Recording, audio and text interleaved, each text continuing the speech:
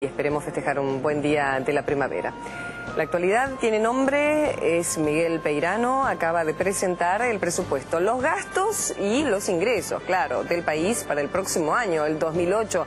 ¿En qué estado entregan las cuentas al próximo gobierno, ya sea que gane el oficialismo Frente para la Victoria o algún otro candidato de la oposición? Gabriela Carchac está en Congreso con un diputado opositor del ARI, ¿no, Gabriela? Buenas tardes, adelante.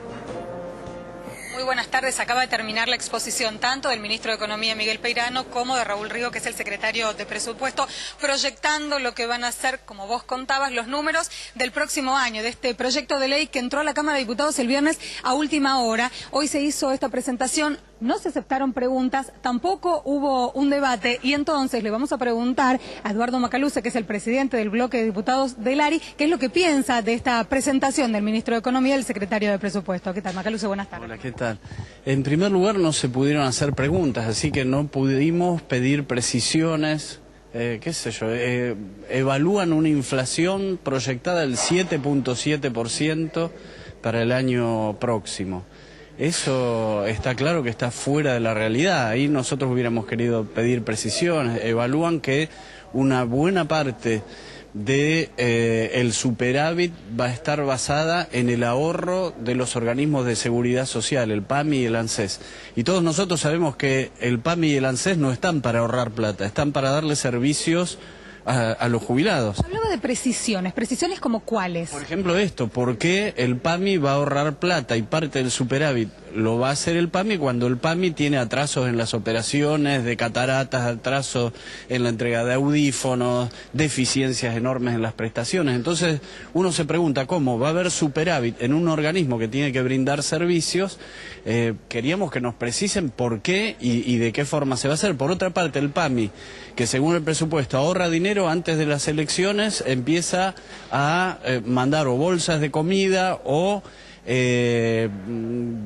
parte de dinero a indigentes. Nosotros lo que queremos es que se explique cómo se va a hacer esto. Y después pautas como un crecimiento del 4%, que queremos saber qué proyecciones hacen sobre este año, porque para que el año que viene haya un crecimiento del 4 tendría que pararse la economía ya y no producir absolutamente nada. Entonces ahí lo que evaluamos es que hay una subestimación del ingreso. No pudimos escuchar qué política hay para contrarrestar el aumento de los precios, que es enorme. Ya hasta hace unos meses había discusiones sobre si el INDEC sigue. Hoy eso ya no se discute, se sabe que en el INDEC están manipulando los números, pero lo que notamos todos los ciudadanos cuando vamos al almacén o a la verdulería es que la remarcación de los precios es semanal. Incluso de todas maneras ustedes tienen la posibilidad dentro de la Cámara, cuando reciben el proyecto, de discutir, debatir y votar a favor o en contra de los puntos. Sí, obviamente vamos a dar nuestra opinión, incluso vamos a plantear propuestas alternativas. Lo que no nos parece es que un ministro de la Nación venga y no acepte preguntas. Viene el jefe de gabinete, no acepta preguntas. Viene el ministro de Economía, no acepta preguntas. Al resto de los ministros no se lo puede traer para explicar absolutamente nada. El secretario de Transportes no explica por qué no funcionan los trenes, no funcionan los aviones, no funcionan bien los colectivos.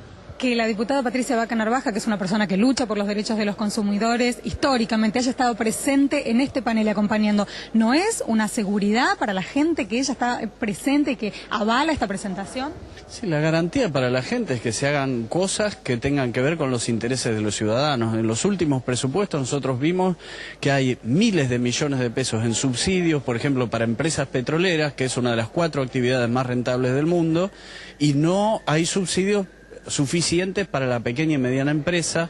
Los pequeños empresarios tienen que penar para conseguir un crédito en bancos oficiales. Entonces, este tipo de cosas queríamos preguntar, que en parte tienen que ver con los números macro, pero que tienen que ver sobre todo con la vida cotidiana de la gente. Cuando se analiza un presupuesto, se está diciendo de qué manera van a vivir los argentinos el año que viene. Por eso nosotros queremos preguntar cuestiones referidas a la vida concreta de la gente.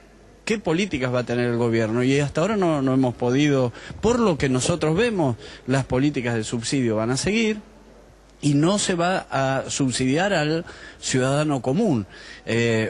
buena parte de los ingresos tributarios están basados en impuestos regresivos, en el IVA, en el impuesto al cheque, que paga el ciudadano común al igual que un gran empresario. Esto es injusto.